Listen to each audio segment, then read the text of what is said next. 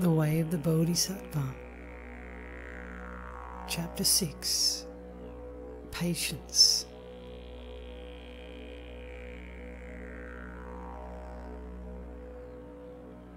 All the good works gathered in 1,000 ages, such as deeds of generosity and offering to the blissful ones, a single flash of anger shatters them.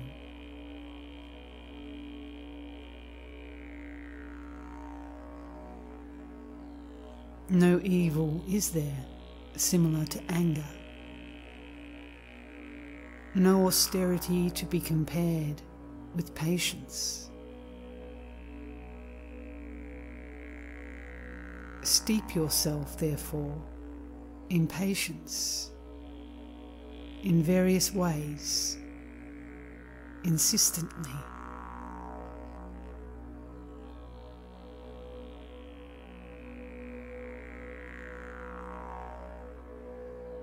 Those tormented by the pain of anger never know tranquility of mind. Strangers they will be to every pleasure. They will neither sleep nor feel secure.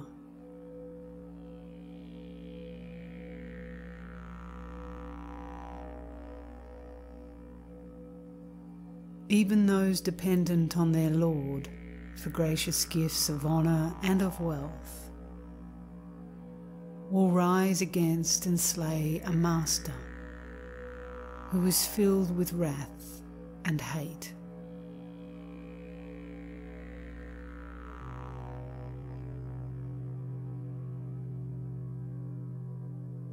His family and friends he grieves, and is not served by those his gifts attract.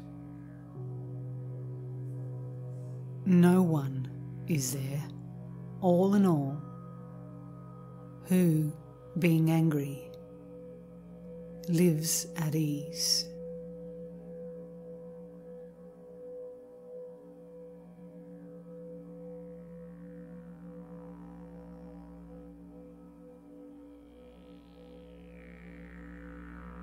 All these ills are brought about by wrath, our sorrow-bearing enemy.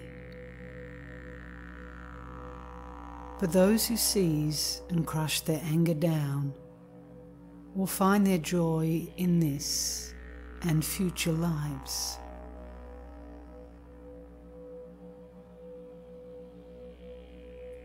Getting what I do not want, and all that hinders my desire. In discontent my anger finds its fuel. From this it grows and beats me down.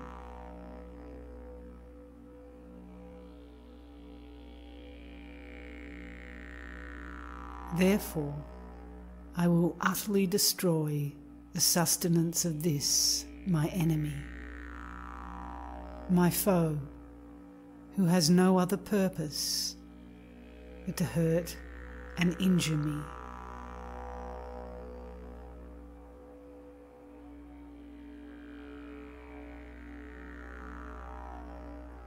So come what may, I'll not upset my cheerful happiness of mind. Dejection never brings me what I want. My virtue will be warped and marred by it.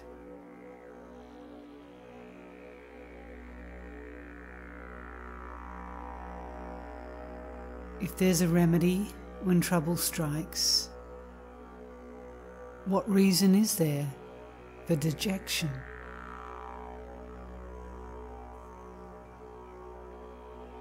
And if there's no help for it, what use is there in being glum?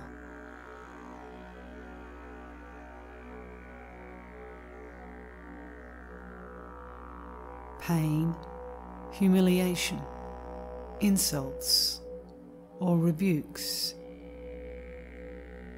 We do not want them, either for ourselves or those we love. For those we do not like, it's the reverse.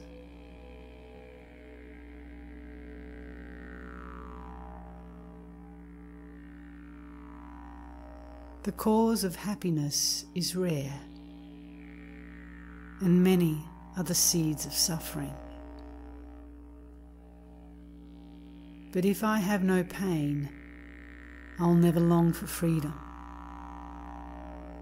Therefore, O my mind, be steadfast.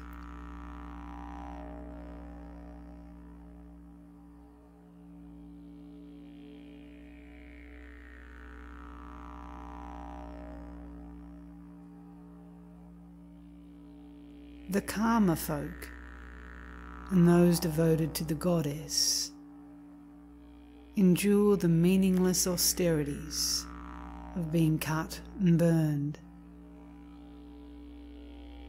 So why am I so timid on the path of freedom?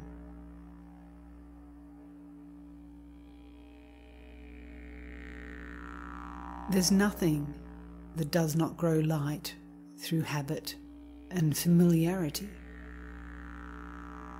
Putting up with little cares, I'll train myself to bear with great adversity.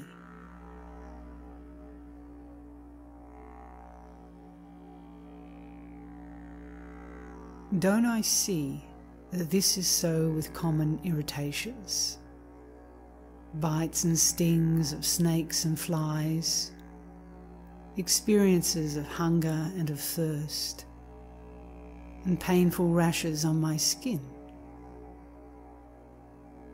heat and cold, the wind and rain, sickness, prison, beatings. I'll not fret about such things. To do so only aggravates my trouble.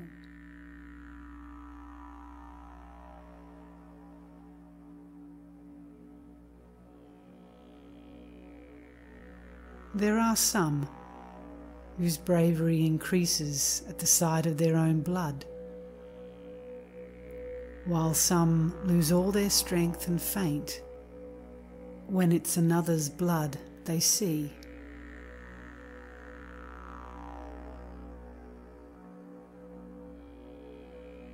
This results from how the mind is set, in steadfastness or cowardice. And so I'll scorn all injury, and hardships I will disregard.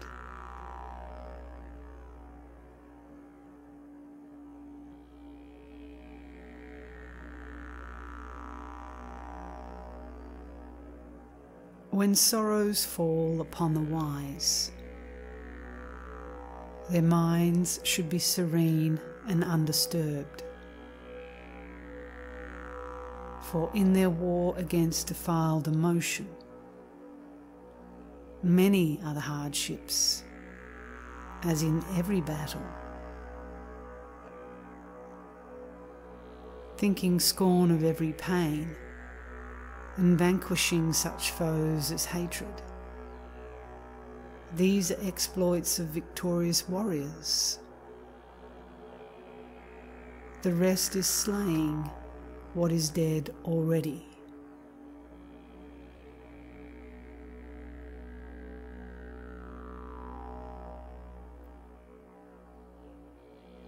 Suffering also has its worth. Through sorrow, pride is driven out, and pity felt for those who wander in samsara. Evil is avoided. Goodness seems delightful.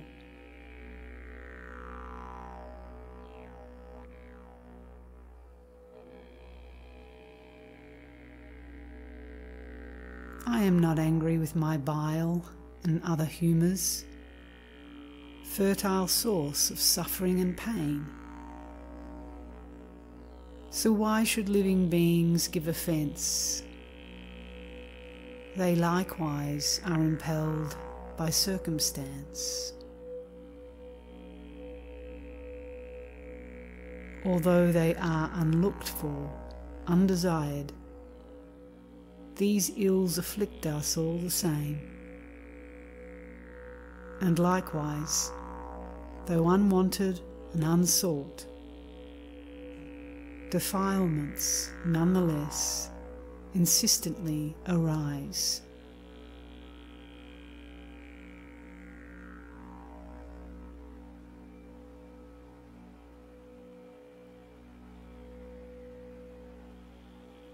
Never thinking, now I will be angry. People are impulsively caught up in anger. Irritation likewise comes though never plans to be experienced.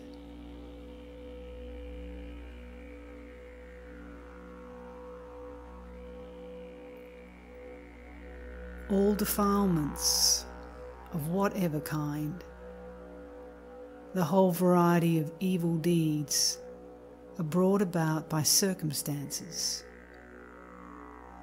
None is independent, none autonomous.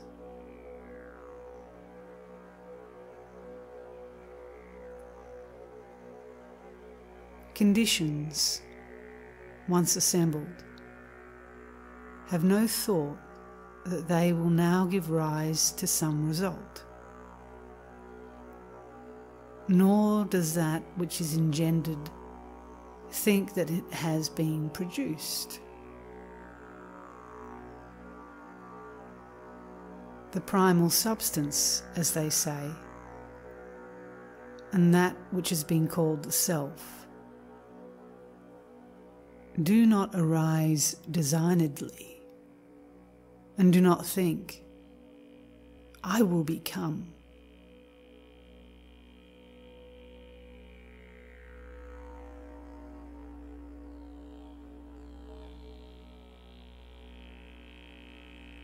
For that which is not born does not exist. So what could want to come to be? And permanently drawn towards its object, it can never cease from being so.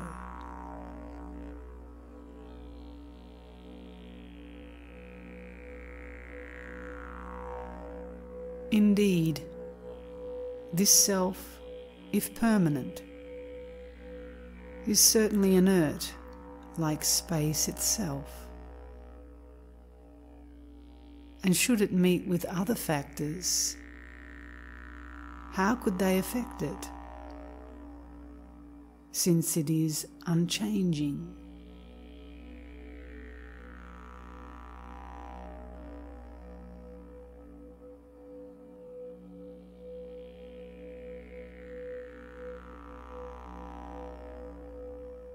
If, when conditions act on it, it stays just as it was before, what influence have these conditions had?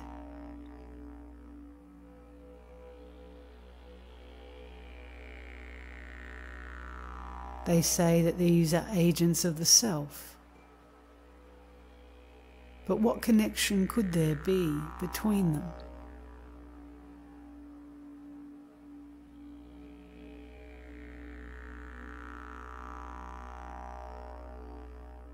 All things, then, depend on other things, and these likewise depend. They are not independent.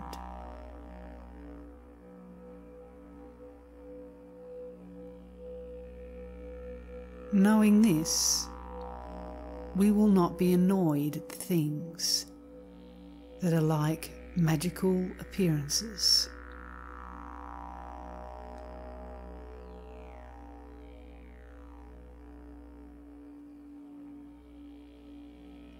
Resistance, you may say, is out of place for what will be opposed By whom? The stream of sorrow is cut through by patience. There is nothing out of place in our assertion.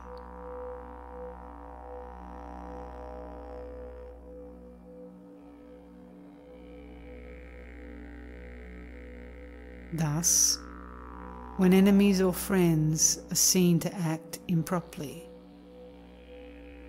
remain serene and call to mind that everything arises from conditions.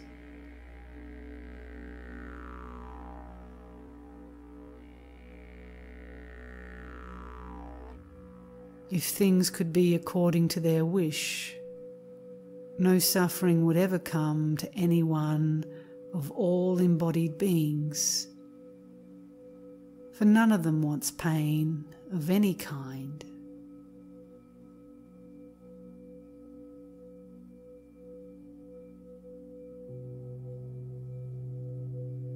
Yet, carelessly, all unaware, they tear themselves on thorns, and ardent in pursuit of wives and goods, they starve themselves of nourishment.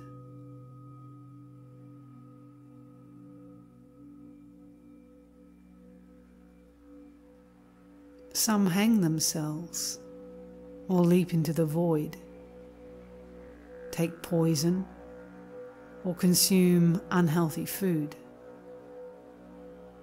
or by their evil conduct bring destruction on themselves.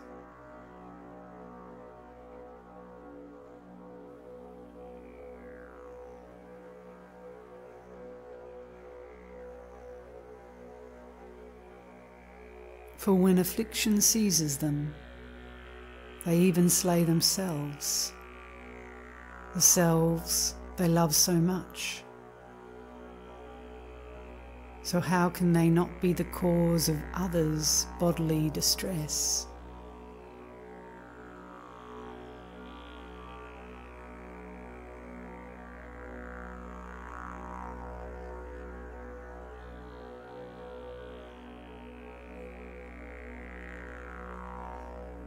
Although we almost never feel compassion for those who through defilement bring about their own perdition,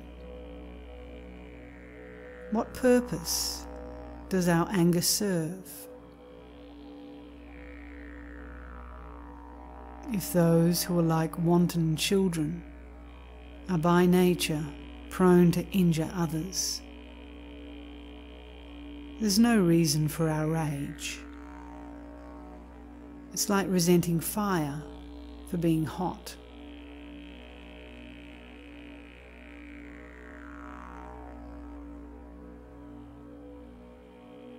And if their faults are fleeting and contingent, if living beings are by nature mild,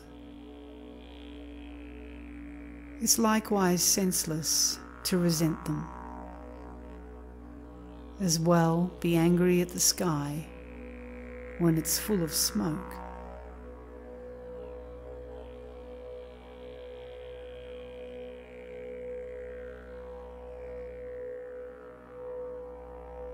Although it is their sticks that hurt me, I am angry at the ones who wield them, striking me. But they in turn are driven by their hatred. Therefore, with their hatred, I should take offense.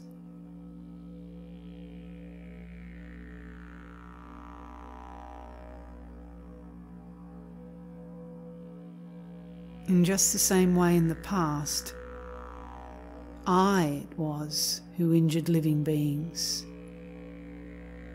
Therefore, it is right that injury should come to me, their torturer.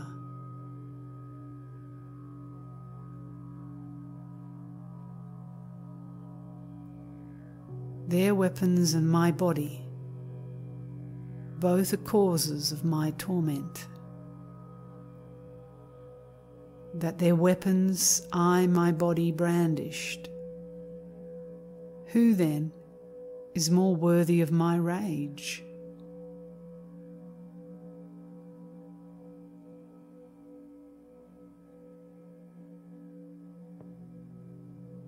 This body, running sore in human form, merely touched, it cannot stand the pain. I'm the one who grasped it in my blind attachment. Whom should I resent when pain occurs?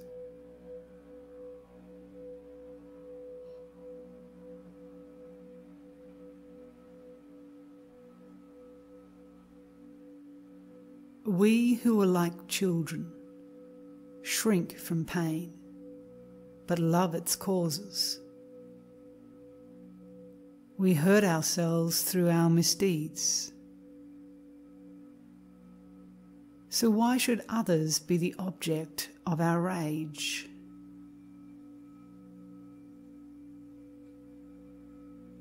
And who indeed should I be angry with? This pain is all my own contriving. Likewise all the janitors of hell, and all the groves of razor trees.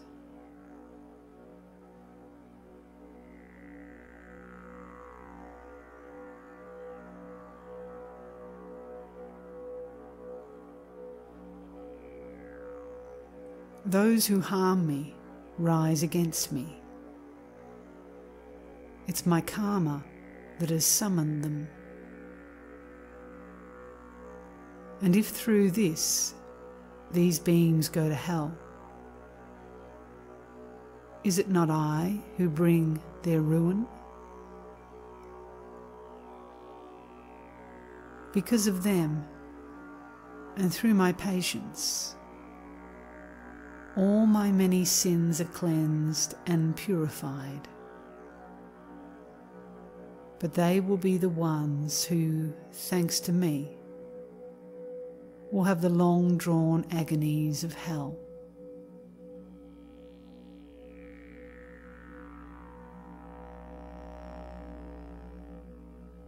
Therefore, I am their tormentor. Therefore, it is they who bring me benefit.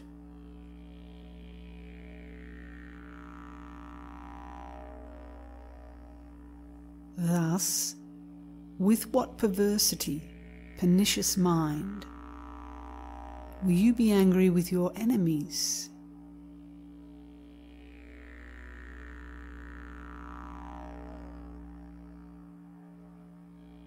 If a patient quality of mind is mine, I shall avoid the pains of hell. But though indeed I save myself, what of my foes? What fate's in store for them?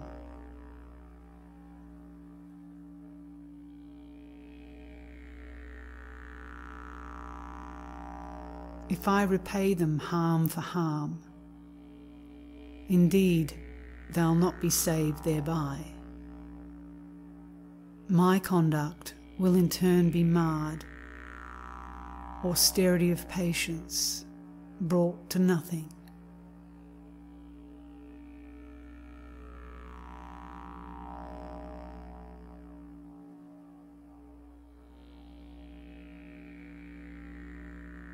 Because the mind is bodiless, it cannot be destroyed by anyone.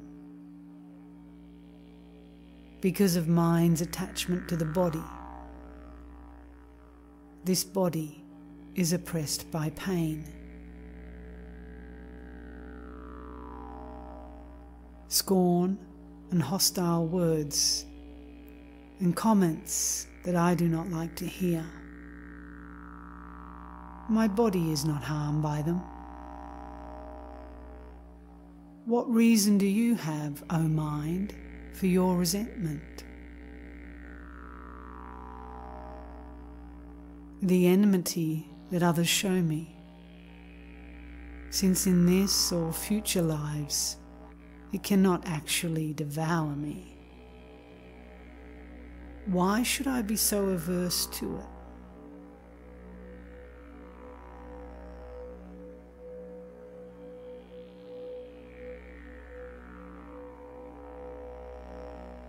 Perhaps I turn from it because it hinders me from having what I want. But all my property I'll leave behind, while sins will keep me steady company.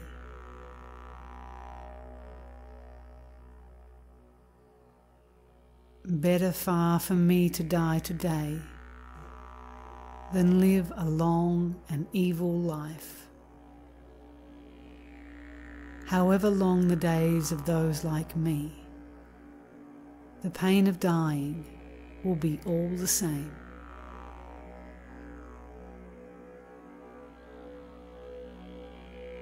One man dreams he lives 100 years of happiness, but then he wakes.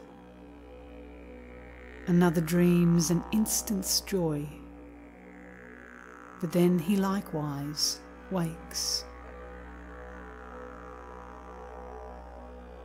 And when they wake, the happiness of both is finished, never to return. Likewise, when the hour of death comes round, our lives are over, whether brief or long.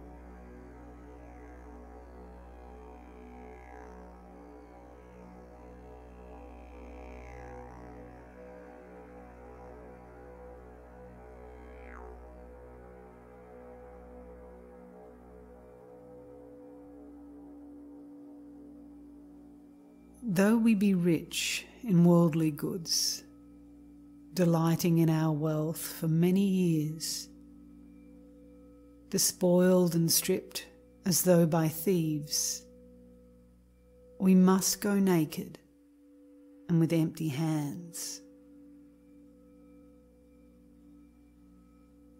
Perhaps we'll claim that by our wealth we live, and living gather merit, dissipating evil.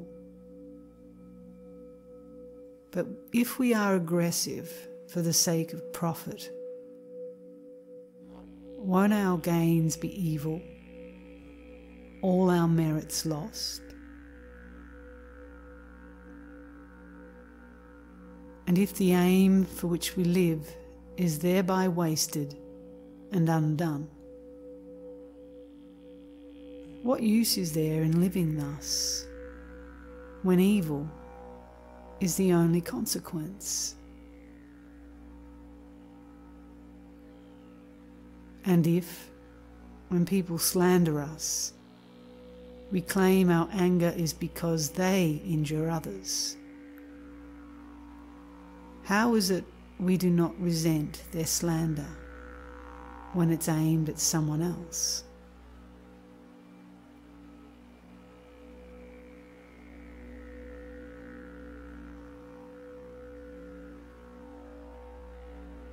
And if we bear with this antipathy because it's due to other factors, why are we impatient when they slander us? Defilement, after all, has been the cause of it.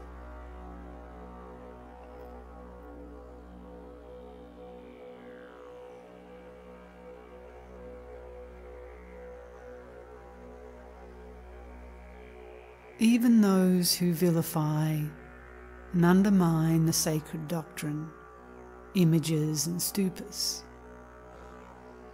are not proper objects of our anger.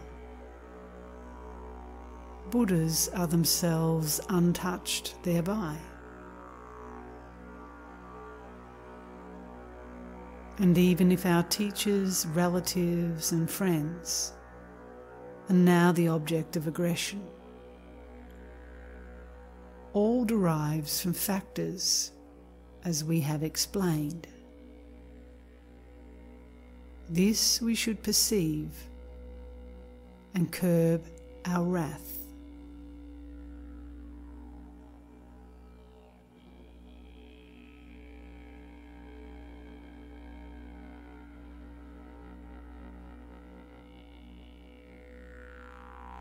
Beings suffer injury alike from lifeless things as well as living beings. So why be angry only with the latter?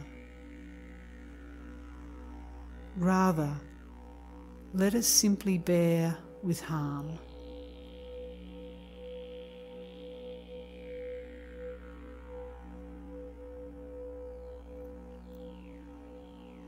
Some do evil things because of ignorance. Some respond with anger, being ignorant. Which of them is faultless in such acts? To whom shall error be ascribed? Instead, why did they act in times gone by, that they are now so harmed at others' hands? Since everything depends on karma, why should I be angry at such things?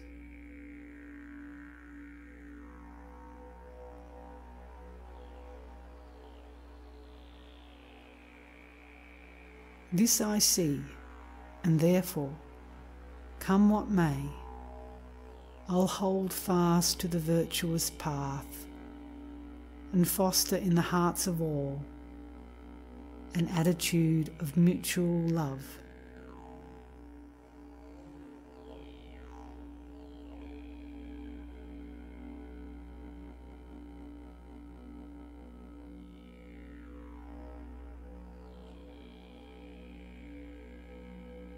Now, when a building is ablaze and flames leap out from house to house, the wise course is to take and fling away the straw and anything that spreads the fire.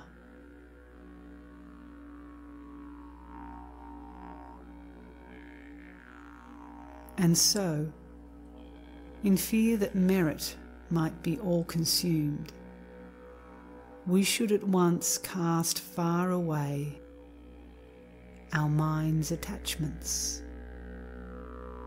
tinder for the fiery flames of hate.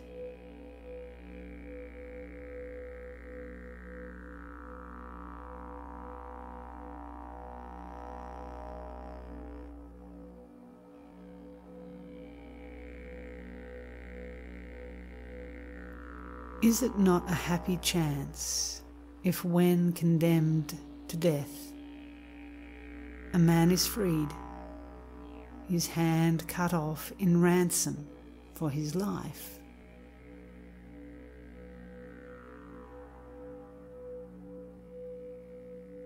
And is it not a happy chance if now, to escape hell,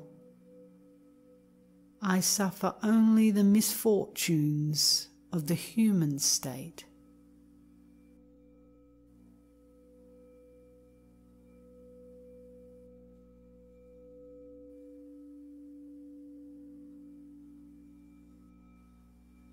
If even these, my present pains, are now beyond my strength to bear, why do I not cast off my anger, cause of future sorrows in infernal torment?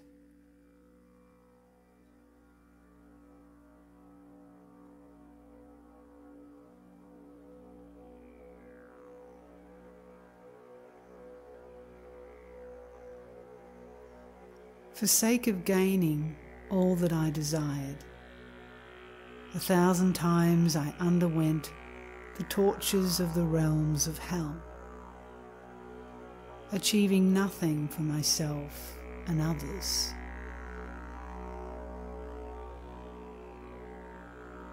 The present aches are nothing to compare with those, and yet great benefits will come from them. These troubles that dispel the pain of wanderers, it's only right that I rejoice in them.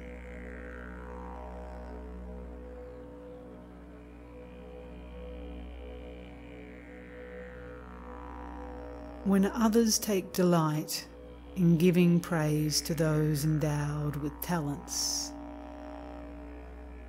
Why, O mind, do you not find a joy likewise in praising them?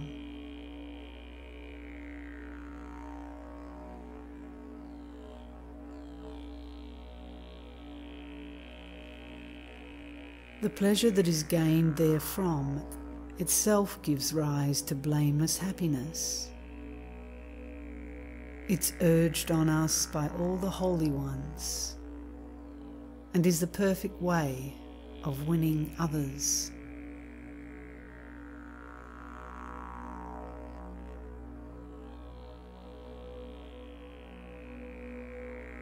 But they're the ones who'll have the happiness, you say.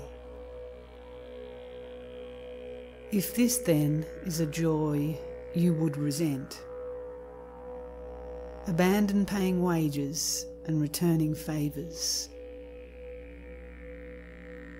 You will be the loser, both in this life and the next.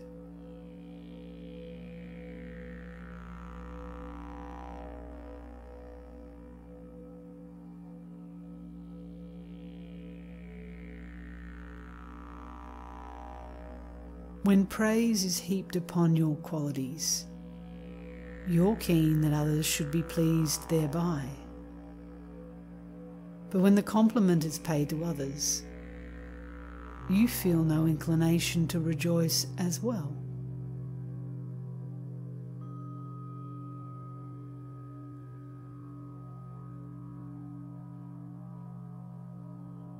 You who want the happiness of beings have wished to be enlightened for their sake. So why should others irk you when they find some pleasure for themselves?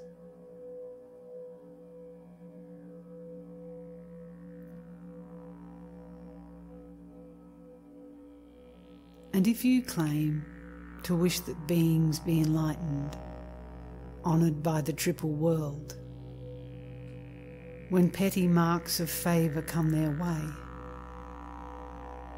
why are you so discomforted?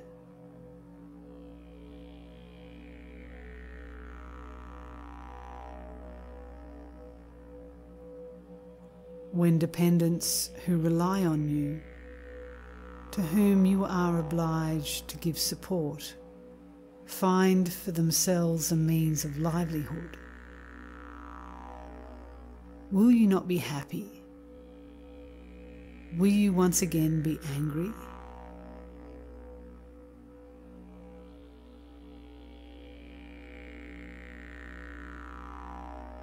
If even this you do not want for beings,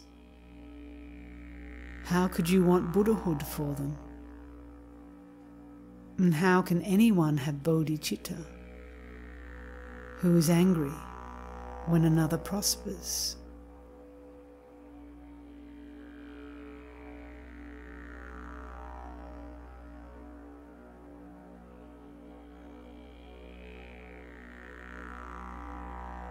If someone else receives a gift, or if that gift stays in a benefactor's house, in neither case will it be yours.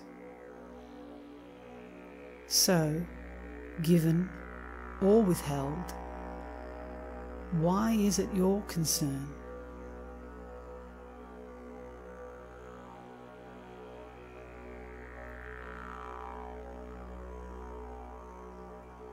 All your merit and the faith of others, all your sterling qualities,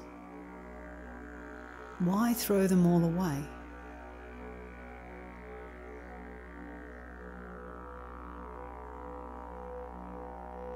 Not holding on to what might bring you riches. Tell me, why are you not angry at yourself?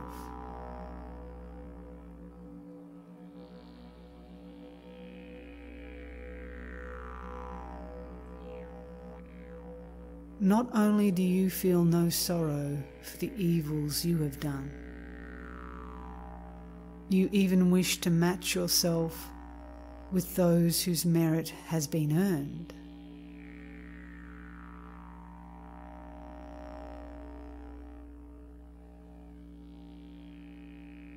If unhappiness befalls your enemies, why should this be cause for your rejoicing?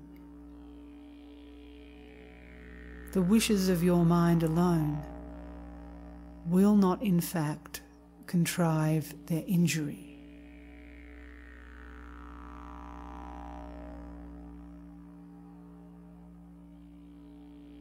And if your hostile wishes were to bring them harm, again, what cause of joy is that to you?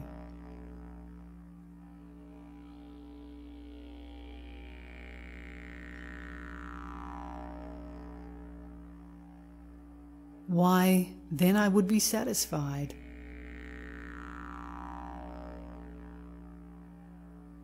Are these your thoughts? Is anything more ruinous than that?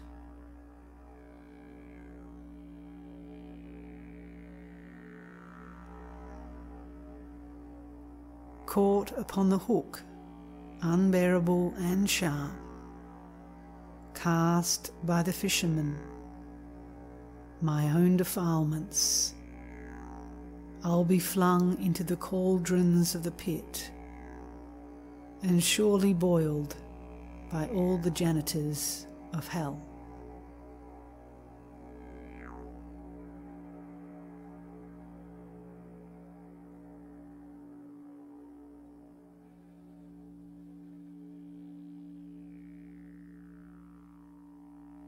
Veneration, praise, and fame serve not to increase merit or my span of life,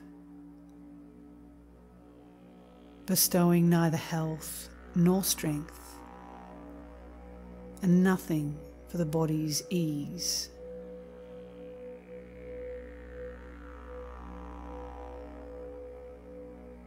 If I am wise in what is good for me, I'll ask what benefit these bring.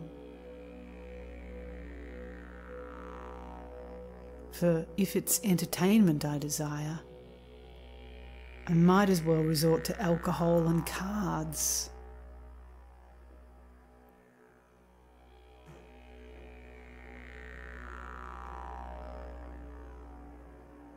I lose my life, my wealth I squander, all for reputation's sake. What use are words, and whom will they delight when I am dead and in my grave?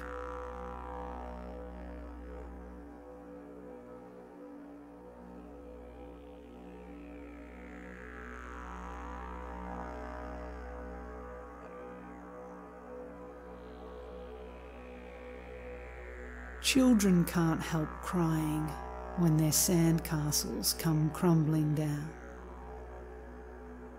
My mind is so like them when praise and reputation start to fail.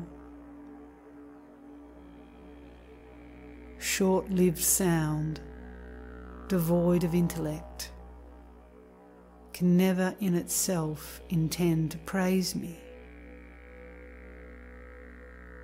I say that it's the joy that others take in me. It's this that is the cause of my delight.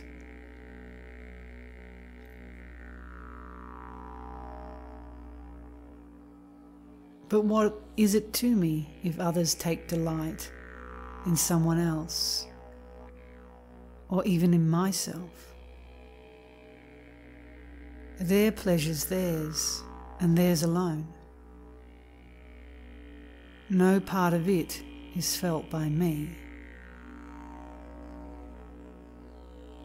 If I am happy at the joys of those who take delight, then everyone should be a source of joy to me. When people take delight in others, why am I not happy at their pleasure?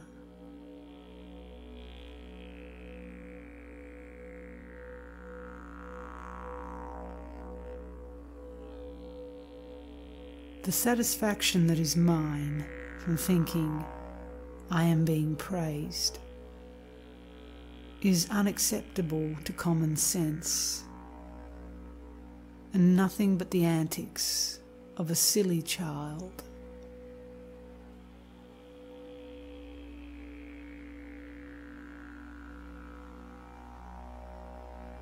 Praise and compliments distract me, sapping my revulsion with samsara. I start to envy others their good qualities, and thus all excellence is ruined.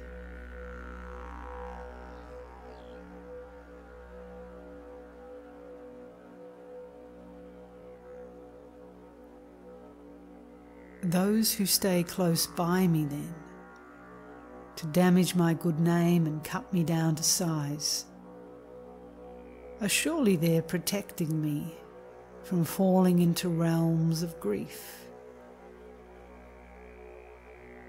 For I am one who strives for freedom. I must not be caught by wealth and honours.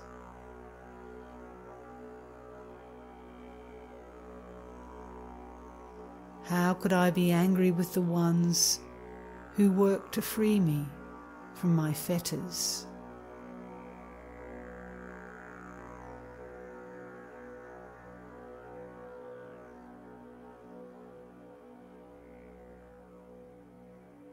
They, like Buddha's very blessing, bar my way, determined as I am to plunge myself headlong in sorrow. How can I be angry with them?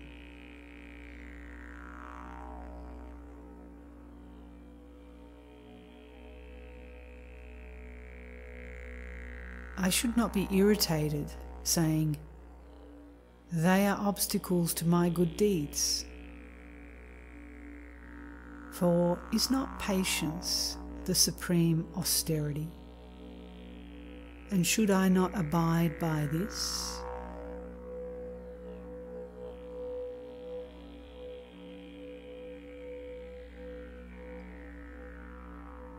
And if I fail to practice patience, hindered by my own shortcomings, I myself create impediments to merit's causes, yet so close at hand.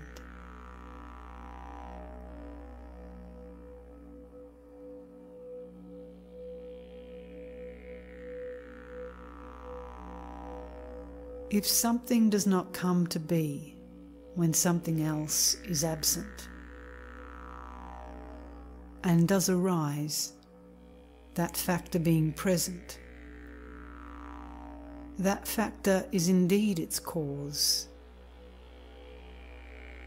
How can it then be said to hinder it?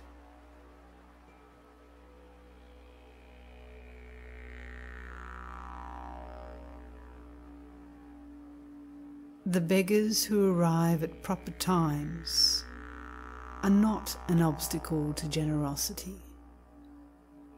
We cannot say that those who give the vows are hindrances to ordination. The beggars in this world are numerous. Assailants are comparatively few.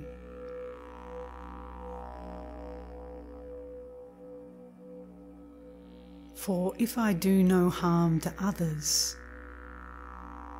others do no injury to me. So, like a treasure found at home, that I have gained without fatigue, my enemies are helpers in my Bodhisattva work, and therefore they should be a joy to me, since I have grown in patience thanks to them.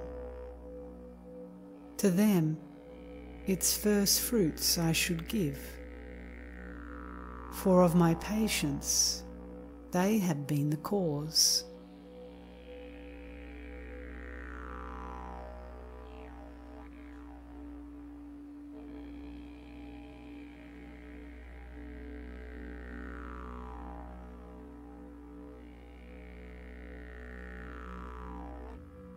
And if I say my foes should not be honoured, since they do not mean to stimulate my patience, why do I revere the sacred Dharma, cause indeed of my attainment?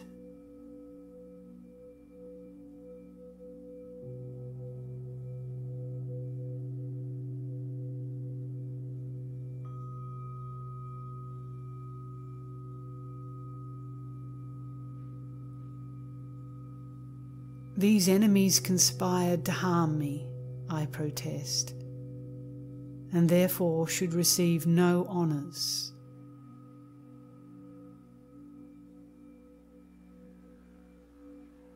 But had they worked to help me like a doctor, how could I have brought forth patience?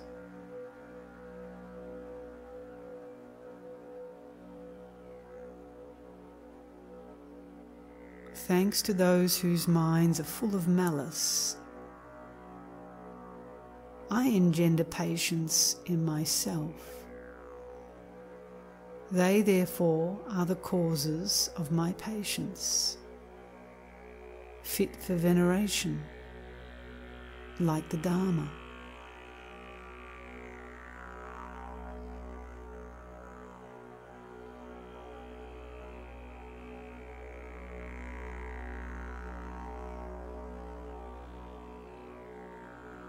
And so the mighty sage has spoken of the field of beings as well as the field of conquerors, many who brought happiness to beings have passed beyond, attaining to perfection.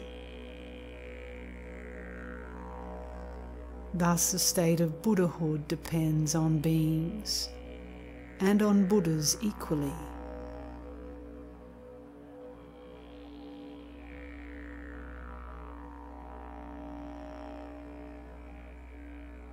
What kind of practice is it then that honours only Buddhas, but not beings?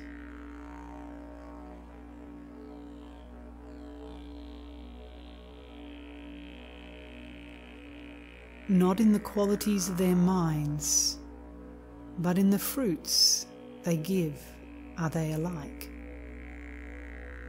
In beings too, such excellence resides, and therefore beings and Buddhas are the same.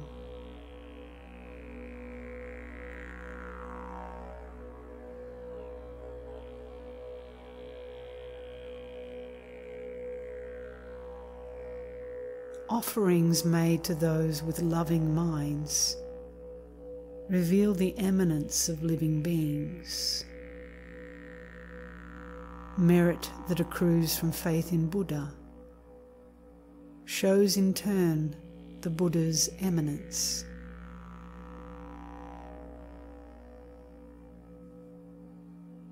Although not one of them is equal to the Buddhas, who are oceans of perfection,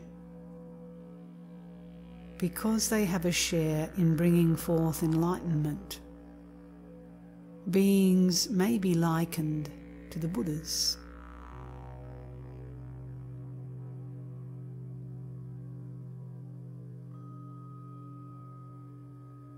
If of such a gathering of supreme excellence, a tiny part appeared in certain beings, the three worlds made in offering to them would be a very little thing,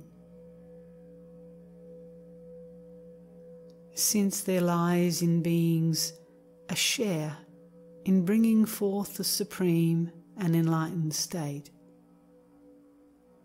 By virtue of this parity alone, it's right that I should revere them.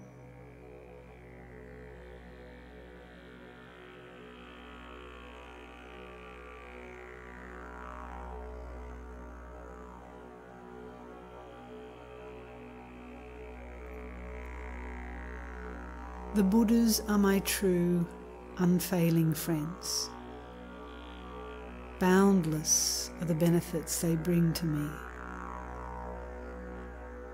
How else may I repay their goodness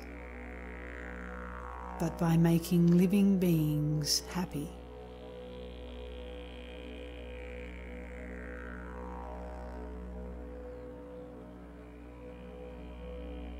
By helping beings, we repay the ones who sacrifice their lives for us and plunge into the hell of unrelenting pain. Should beings therefore do great harm to me, I'll strive to bring them only benefit.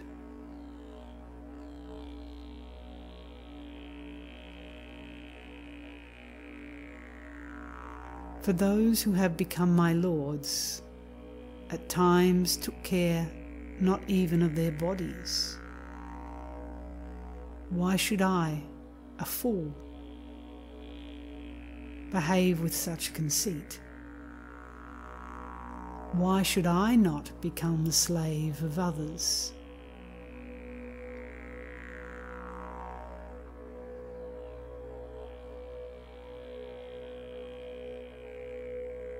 Buddhas are made happy by the joy of beings.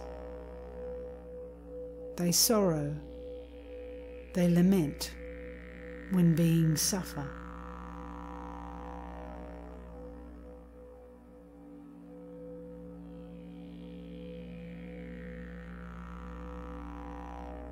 By bringing joy to beings, then, I please the Buddhas also. By wounding them, I wound the Buddhas too.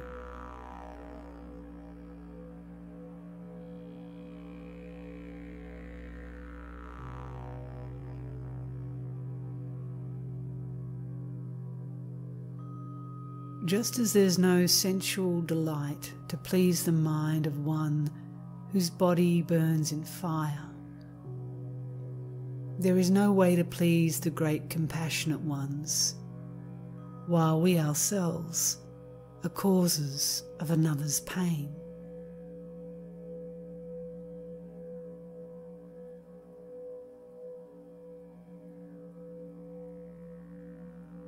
The damage I have done to beings saddens all the Buddhas in their great compassion.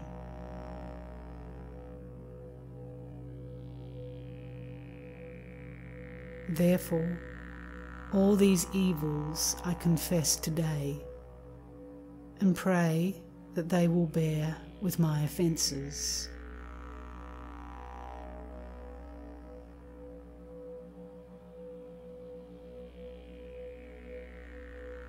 That I might rejoice the Buddha's hearts, henceforth I will be master of myself, the servant of the world.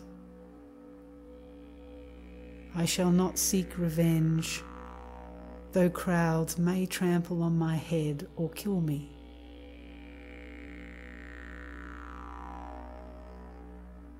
Let the guardians of the world rejoice.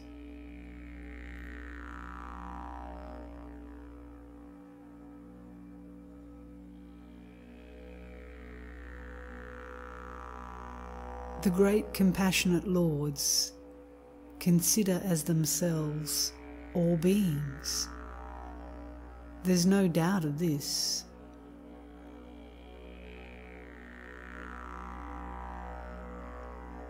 Those whom I perceive as beings are Buddhas in themselves. How can I not treat them with respect?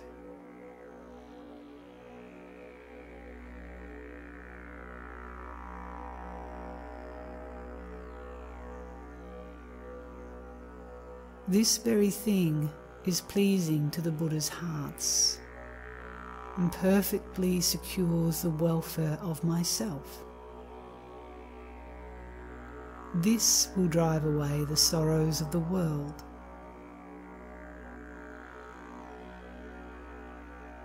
And therefore it will be my constant work.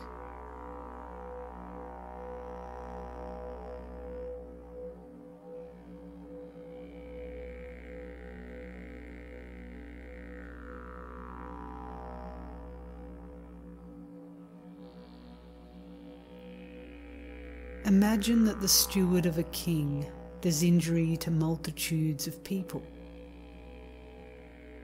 Those with clear, far-seeing eyes do not respond with violence, even if they can.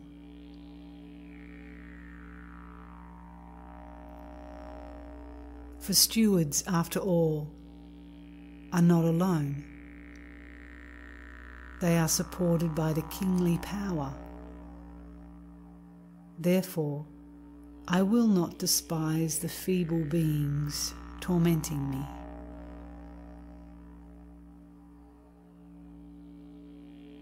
Their allies are the guardians of hell, and also the compassionate Buddhas. Therefore, living beings I will gratify, as subjects might placate a wrathful king.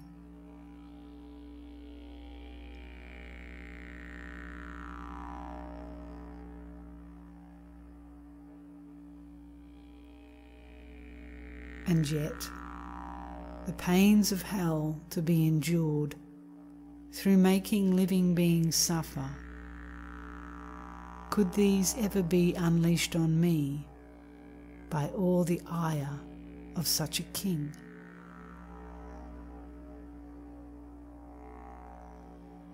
And even if that king were pleased, enlightenment he could not give to me. For this will only be achieved by bringing happiness to beings.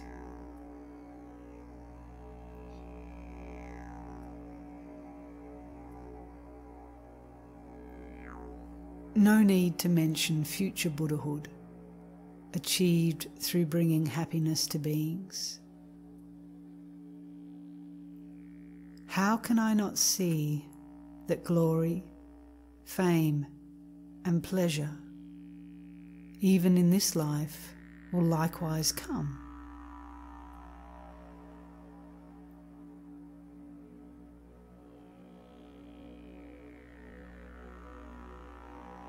For patience in samsara brings such things as beauty, health, and good renown.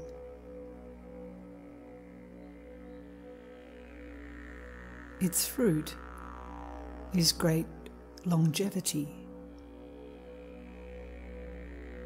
the vast contentment of a universal king.